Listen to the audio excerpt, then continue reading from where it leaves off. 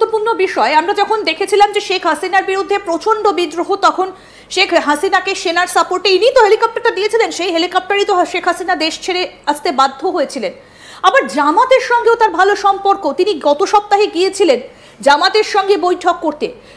বিভিন্ন দেশের সেনাপ্রধানের সঙ্গে তার টেলিফোনেও কথা হয়, ভারতের সেনাপ্রধানের সঙ্গেও তার টেলিফোনে কথা হয়েছে। আসলে কে এই ওয়াকারুজ্জামান? ওয়াকারুজ্জামান সবাইকে এখন আজকেও বাংলাদেশে যে মানুষগুলো আছে ওনাকে একটু ধাপ্পা দিচ্ছেন। Number one, actually prime minister Sheikh Hasina Wazed এনাকে চিনতে অ্যাকচুয়ালি প্রবলেম করেছে।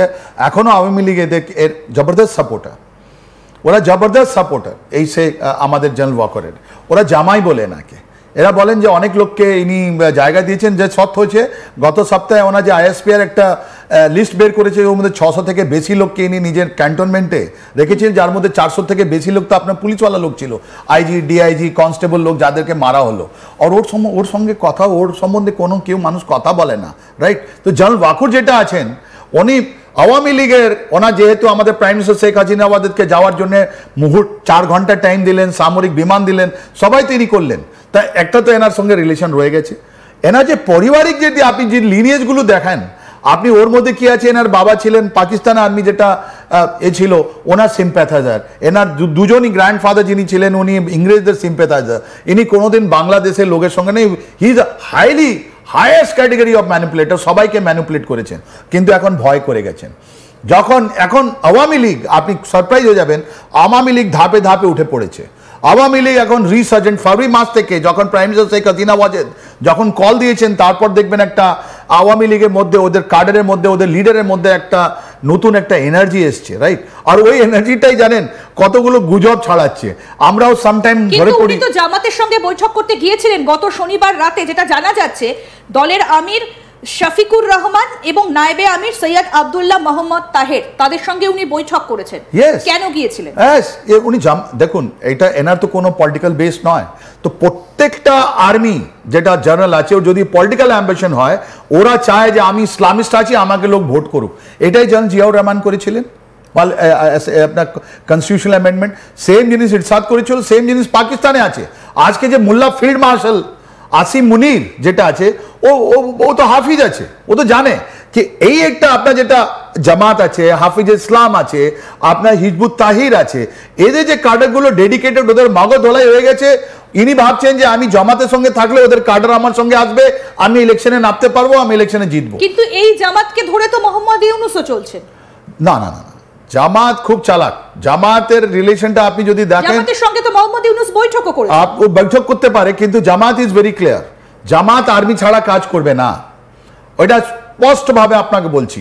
এই যে পলিটিক্যাল ল্যান্ডস্কেপটা যদি আপনি দেখেন বাংলাদেশে আজকে, ওর মধ্যে মেন প্লেয়ার যারা আওয়ামী লীগ, বিএনপি, রাইট? ওর পর আপনি জামাতের অন্য জাতীয় পার্টি, অন্য কমিউনিস্ট পার্টি, এসবগুলো আসছে, রাইট? এর মধ্যে যদি আপনি আওয়ামী লীগকে মারা গেল কেন, বিএনপি মারলো কেন? বিকজ ওদের যে স্পেসটা যেটা খালি হয়ে গেছে, ওদের বাড়ি ভাঙা দেওয়া হয়েছে, সব জিনিস, ওদের পলিটিক্যাল ভায়োলেন্সে অনেক লোক মারা গেছে আওয়ামী লীগে। ওদের জিনিসগুলো এরা ক্যাপচার করতে চাইছে, ভ্যাকেন্ট স্পেস। কারা? এই যে এনসিপি বানানো হয়েছে, ওরা ভাবছে যে এদের লিডারশিপ আর এদের ব্যান করে দেওয়ার পর ওইটা জায়গাটা আমরা নিয়ে নেবো। যেটা জামাত আছে, জামাত বাংলাদেশ জানে কি 10 থেকে 12% ওরা ম্যাক্সিমাম ওরা পেতে পারে vote of the Bangladesh. Because বাংলাদেশে আমরা ভাই বোনরা এটা অ্যাকচুয়ালি মডার্ন, ওরা জানে কি জামাত সঙ্গে আমরা যাবো না, নাহলে আমাদের বিপদ আছে, রাইট? আমাদের দেশটা ধ্বংস হয়ে যাবে। তাই জন্য ওরা একটা টাইম প্ল্যান চাইছে।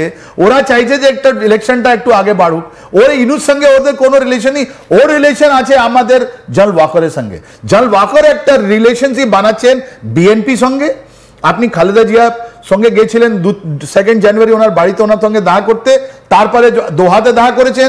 যখন উনি এসছেন, ওনাকে একটা খুব জবরদস্ত রিসেপশন আর ওনার সঙ্গে আর্মি লাগিয়ে দেওয়া হয়েছে। তো ইনি একটা ব্রিজিং করে একটা কি করছেন, বিএনপি, জামাত ইসলাম আর নিজেকে নিয়ে একটা সংঘ তৈরি করছেন, যার মধ্যে কিছু হতে পারে। ইউনুস কি চাইছেন, এনসিপি আর উনি যে আছেন কোনো রকম ওর মধ্যে থাকুন। তো দিস ইজ এটাই কমপ্লেক্স জিনিস যেটা ইমার্জ হচ্ছে। এরা সবাই চাইছে যে আওয়ামী লীগ যেটা ভোট পার্সেন্টেজ ছিল 30 to 40%, ওরা কোন রকমের 30 to 40% ভোট এদেরকে ট্রান্সফার হয়ে যায়, ওটা হবে না। আমি আপনাকে আপনার চ্যানেল মাধ্যমে আমি বলে দিচ্ছি, শেখ হাসিনা ওয়াজেদ ফেরত যাবেন। কি করে যাবেন? It will be brokered by the Americans. আজকে আজকে আপনি সারপ্রাইজ হয়ে যাবেন এটা কেন এর রিলেশনশিপ এরকম চলছে। আজকে আরাকান আর্মি নিয়ে, রোহিঙ্গিয়াদের নিয়ে, আজকে আমেরিকান যে পার্সোনাল আছে, আমি জানি না ওরা কারা আছে কি আছে, ওটা বাংলাদেশকে বলতে হবে, আমাদের বলার দরকার নেই।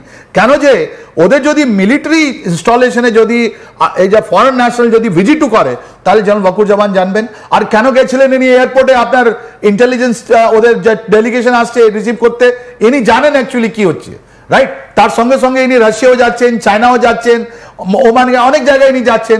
ইনি সামলাচ্ছেন একটু চায়না পাকিস্তানের ইয়ে, অ্যান্ড ইউনি যেটা আছেন ওয়েস্টার্ন কান্ট্রি যেটা আমেরিকা, যার মধ্যে মেজর প্লেয়ার, ওটা উনি সামলাচ্ছেন। মানে আপনি বলছেন যে ওয়াকারুজ্জামান এবং মোহাম্মদ ইউনূস হাতে হাত মিলিয়ে এই কাণ্ডগুলো, ইয়েস, একজন বলছে আমি চাই না। যে খবরগুলো প্রকাশ্যে এসেছিল যে কোনো মুহূর্তে ওয়াকারকে সরিয়ে দেওয়া হতে পারে, এই খবরগুলো তাহলে লটানো হয়েছে, চিত্রনাট্য লেখা হয়েছে। চিত্রনাট্য আছে, আপনি দেখুন না, আপনি খুব ভালো। আজকে যদি ছড়ানো হতো তাহলে উনি জাপান যেতেন আর ইনি কি চায়না যেতেন। তা নিজের মধ্যে ভাগাভাগি হয়ে গেছে কি তুমি আমেরিকা সামলাও নিউজ, আমি চায়না পাকিস্তান সামলাবো, আর দু তরফ থেকে পয়সা আসছে, কিন্তু এই পয়সাটা বাংলাদেশকে ধ্বংস করে দেবে।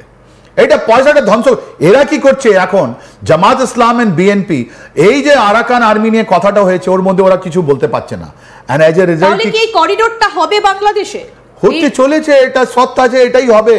এর মধ্যে আমেরিকার এগেইনস্ট এরা যেতেই পারবে না। আর ওর থেকে মানুষের যে অ্যাটেনশনটা আছে ওটা ডাইভার্ট করার জন্য উনি কি করছেন, লাস্ট 7 দিনে দেখুন কি হলো, যখন আমেরিকান লোকরা আসছে, যখন কোয়েশ্চেন জিজ্ঞেস করা হচ্ছে, ইভেন আর্মি যেটা প্রেস কনফারেন্স করলো ওর মধ্যেও জিজ্ঞেস করা হচ্ছে আরাকান আর্মি সেফ করিডোর, উনি জবাব দিচ্ছেন না। আমেরিকা এই যে আর্মি যেটা স্পোক পারসন আছেন, ও থেকে অ্যাটেনশনটা ড্র করার জন্য জানেন কি করছেন, এরা করছে যে নিরীহ বাঙালি হিন্দু যারা আছে ওদের পরিবারকে মারা, ওদের বাড়ি পুড়িয়ে দেওয়া, মহিলাদের, আমাদের মা বোনকে ওখানে অ্যাবডাকশন করা।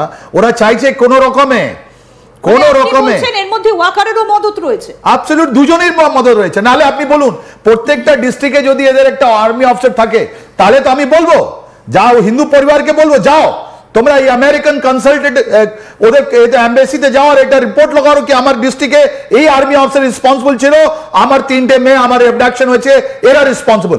Let this B the case against the army, Bangladesh army, for not doing the duties and Yunus, because ওই রেসপন্সিবল আছে, বারবার বলছে আমরা হিন্দু। এরা জেনে বুঝে আমাদের অ্যান্টি ইন্ডিয়া একটা আবার করছে জানেন। আগস্টের আগে মানুষকে পলারাইজ করার জন্য ওরা কি করেছিল, অ্যান্টি ইন্ডিয়া একটা সেন্টিমেন্ট দিয়েছিল, প্রত্যেক জায়গায় একটা ভিডিও দেখাচ্ছিল, প্রত্যেকটা গ্রামে গঞ্জে গিয়ে বলছিল এই জিনিসটা ইন্ডিয়াতে তৈরি করা, এই জিনিসটা ইন্ডিয়াতে তোমরা কিনবে না। আমরা তো নিজে বন্ধ করে দিলাম, আর যা আসছে ওটা চাইনিজ জিনিস, আপনিও জানেন না এখন, রাইট?